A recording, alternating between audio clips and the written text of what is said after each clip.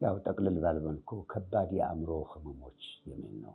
ከባድ በጣም ከባድ የሚባሉ የአእምሮ ህመሞች በተመለከተ የህዝቡ አመለካከት ምንድነው? ሳይንሱስ ምን ይላል? እንግዲህ አንድ ነገር ሲፈጠር እያንዳንዱ ትክክል ይሁን የማይሆን የራሱ ምክንያት ይሰጣል። ይሄ ነው ይላል። ሳይንስ ምን ይላል?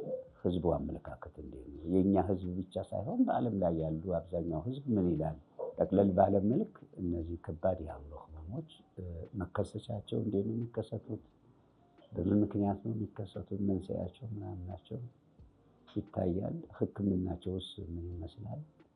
የሚለው ከዛ ደግሞ አንዳንድ ጠቅለል ባለ መልኩ ምን አይነታቸው ምንድነው? ምን አይነት አይነቶች ናቸው ከባድ የሚባሉት? አንድ ብቻ ነው? ሁለት ነው? ሶስት ነው? በዛ መልክ ይታያል። በኋላ ደግሞ በዝርዝር እያንዳንዱ ነገር ምንድነው? ለምሳሌ ከነዛ ውስጥ አንዱ ስኪዞፍሬኒያ የሚባለው ስኪዞፍሬኒክ ዲስኦርደር ይባላል። እሱ በሽታ ምን ይመስላል? እንዴት ይከሰታል?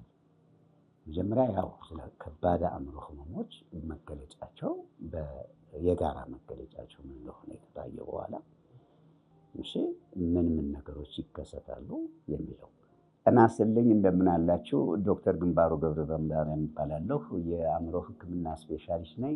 ኤክስፐርት ሳይካትሪስት ነኝ።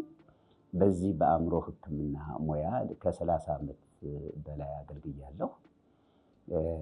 የራሴ የአእምሮ ህክምና ድርጅት ጃድበር የስነ አእምሮ ህክምናና የሪሃቢሊቴሽን ማዕከል መስርቻለሁ። መስራች ነኝ እና ሜዲካል ዳይሬክተር ነኝ።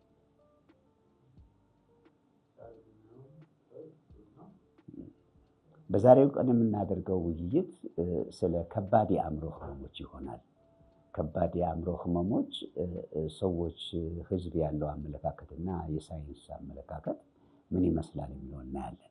በመጀመሪያ የህዝቡ አመለካከት እነዚህ ከባድ የአእምሮ ህመሞች በተመለከተ እብድነት፣ ጨርቁን የጣለ ወይም ደግሞ መተት በሚል ሲገልጸው በሳይንሱ በኩል ግን እነዚህ የአእምሮ ህመሞች ሙሉ በሙሉ አእምሮ ውስጥ ጭንቅላት ውስጥ የሚፈጠሩ ሲሆን ምክንያታቸውም በተመለከተ በዛው አእምሮ ውስጥ ጭንቅላታችን ውስጥ እንደሆነ እርግጥ ምክንያቶቹ ሳይንሳዊ እንደሆኑ ከተፈጥሮ ውጭ ያልሆኑ እንደሆነ እንደማንኛውም የጤና ችግር መከሰቻቸውም ይሁን ምክንያታቸው ያው የራሱ ምክንያት አላቸው፣ መከሰቻ አላቸው እና መከሰቻቸው በተመለከተ በአእምሮአችን ላይ አስተሳሰባችንን፣ አመለካከታችንን፣ ስሜታችንን ሊቀይሩ ይችላሉ። ያ የስሜት መቀየር፣ የአስተሳሰብ መቀየር፣ የአመለካከት መቀየር በባህሪ ላይ ይታያል። የባህሪ የተዛባ ይሆናል። ከጤናማው አይነት ባህሪ የተለየ ይሆናል።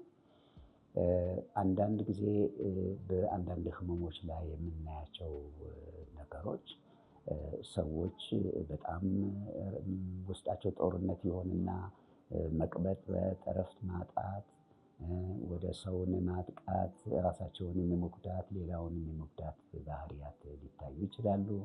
በእንቅልፍ መረባበሽ ሊከሰት ይችላል። አመጋገባቸው ላይ ችግር ሊኖር ይችላል። አካሄዳቸው ላይ፣ ጠቅላላ ድርጊታቸው ላይ የሚታዩ ነገሮች ከጤናማው ውጭ የሆኑ ናቸው። ስለዚህ ማንም ሰው በግልጽ የሚለያቸው ሊሆኑ ይችላሉ። ባለሙያ ብቻ ሳይሆን ማንም ሰው በግልጽ ሊያያቸው ይችላል። እርግጥ ትልቅ የኑሮ መስተጓጎልን ያመጣሉ በግለሰቡ ላይ። ተማሪ ከሆነ ትምህርቱን እንዳይከታተል፣ ሰራተኛ ከሆነ ስራው እንዳይሰራ ሊያደርግ ይችላል። ራሱንም እንዳይጠብቅ ሊያደርጉ ይችላሉ። ከሰው ጋር ያለ መስተጋብር በጣም የተበላሸ ይሆናል፣ የተዛባ ይሆናል። ሰዎች ማህበራዊ ጤናቸው በጣም ይስተጓጎልና ከህብረተሰቡ ገሸሽ ሲሉ ራሳቸውን ሊያገሉ ይችላሉ። ሁል ጊዜ የመጠራጠር አንዳንድ ጊዜ ሁል ጊዜ እንኳን ባይሆን አንዳንድ ጊዜ አንዳንድ ሁኔታዎች ላይ የምናየው የመጠራጠር ለማራቅ ሰው የሚጎዳቸው የሚያሴርባቸው በህይወታቸው በመጥፎ ሁኔታ ጣልቃ የሚገባባቸው ሆኖ ይታያቸዋል። ብዙ ጊዜ ድምጾች ሌላው አጠገባቸው ያለ ሰው የማይሰማቸው ድምጾች እነሱን የሚያዋርዱ እነሱን የሚሰድቡ ወይ ደግሞ ከፍተኛ የሆነ ትዕዛዝ የሚሰጡ ድምጾች ይሰማሉ።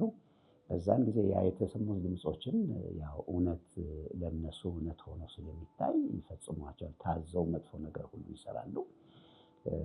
ራሳቸውንም ሊጎዱ ይችላሉ፣ ሌላም ጉዳት ሊያመጡ ይችላሉ።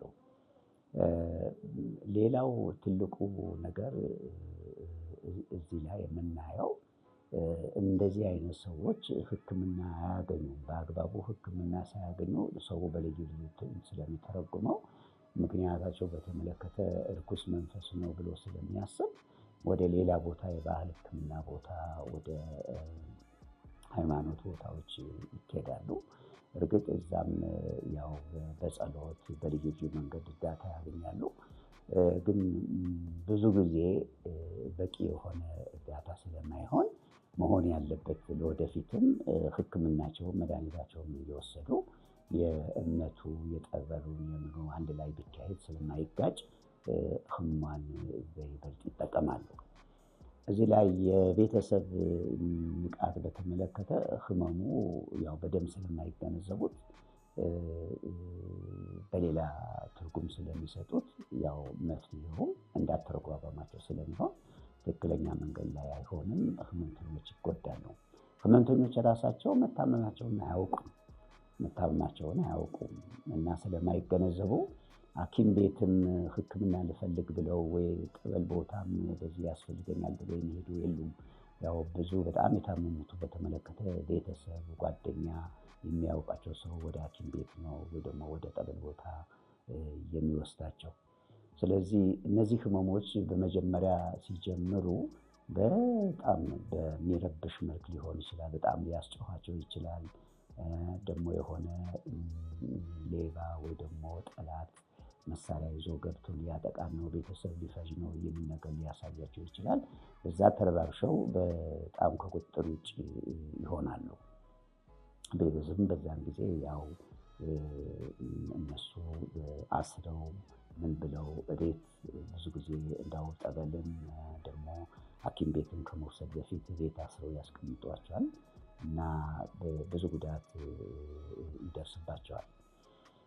ሕክምና አለው። ይሄ ነገር ሕክምና አለው። ሕክምናው በተመለከተ በአሁኑ ጊዜ ያው የመድኃኒት ሕክምና፣ የስነ ልቦና ሕክምና፣ የመሳሪያ ሕክምናም ይካሄዳል እና ሕክምናው ብዙ ውጤቶች አሉ። ብዙ የተጎዱ ሰዎች ታክመው እርግጥ ብዙ ጊዜ ከወሰደ በኋላ ስር ከሰደደ በኋላ ያመጡና ውጤቱ ልክ እንደ ሲጀምራቸው መጥተው እንደሚታከሙ አይሆንም።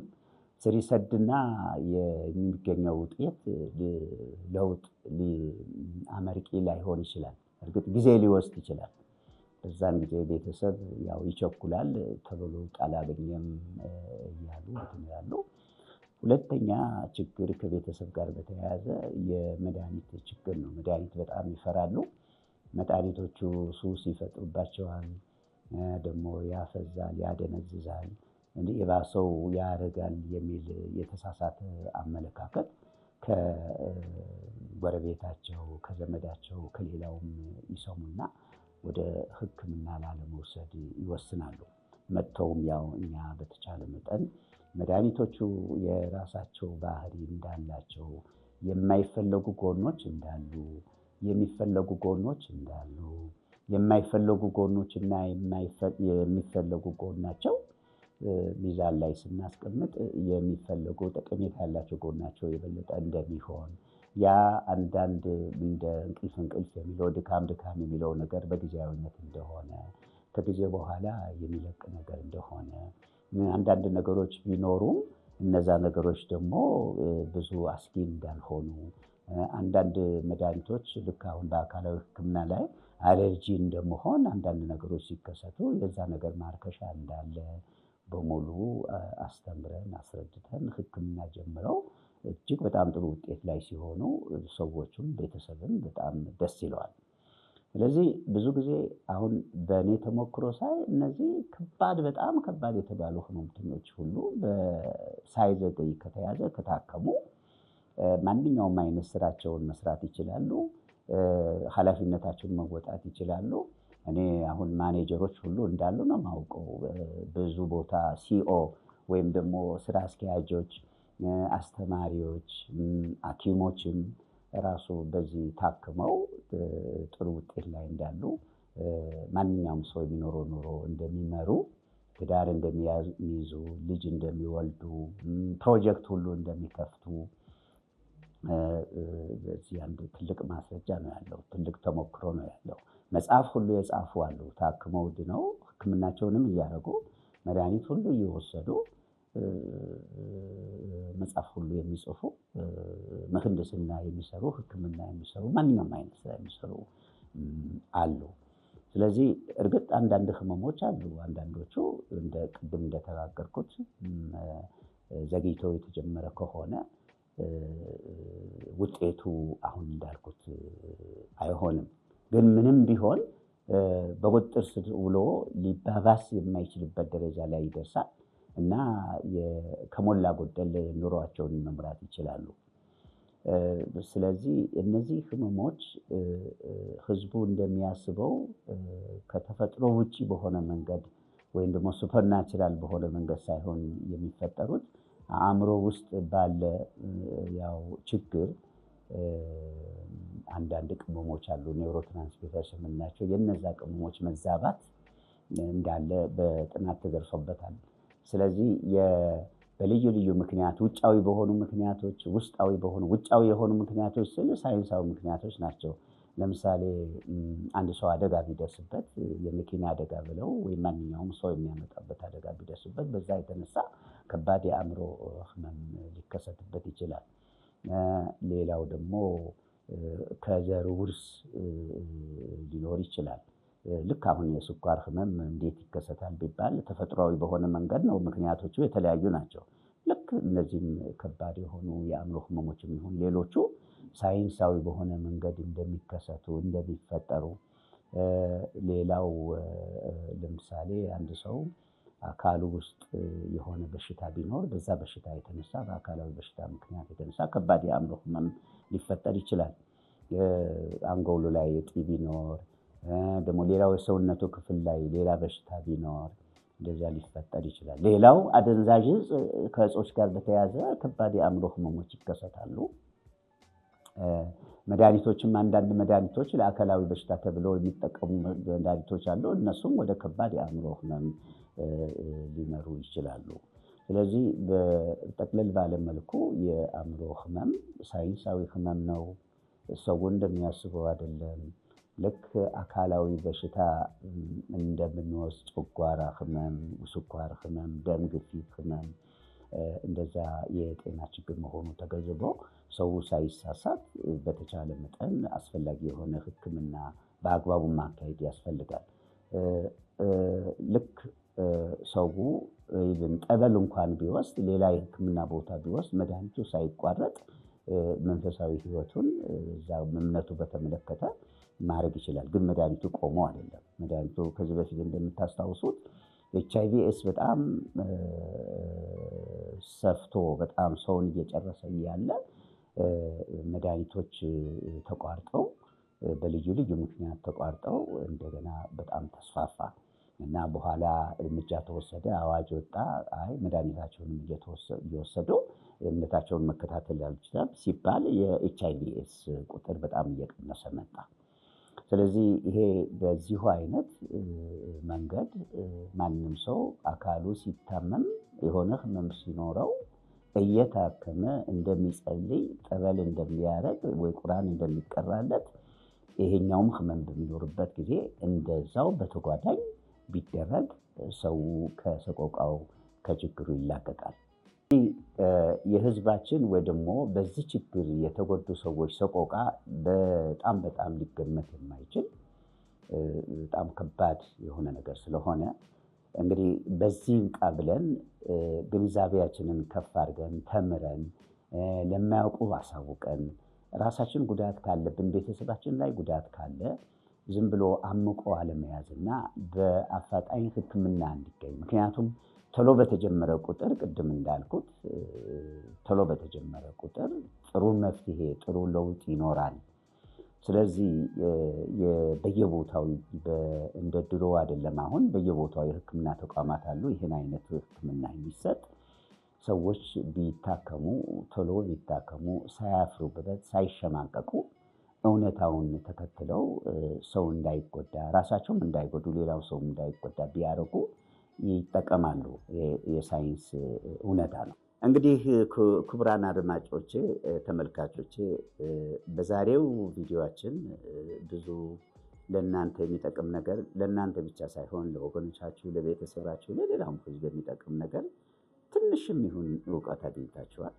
ያን ዕውቀት ለማስፋት ሌላ የምትጠይቁት ጥያቄ ካለ ሌላም ርዕስ መርጣችሁ ይሄ በዚህ ነገር ቢቀርብልን የምትሉ ካላችሁ እኔ ሙሉ በሙሉ እቀበላለሁ። እና ይሄንን ነገር ደግሞ ያው ዕውቀት የጋን መብራት መሆን የለበትም ለሌላው መድረስ አለበት። ይሄንንም ላይክ ሼር ብታረጉ ሕዝቡ ይጠቀማል። አመሰግናለሁ።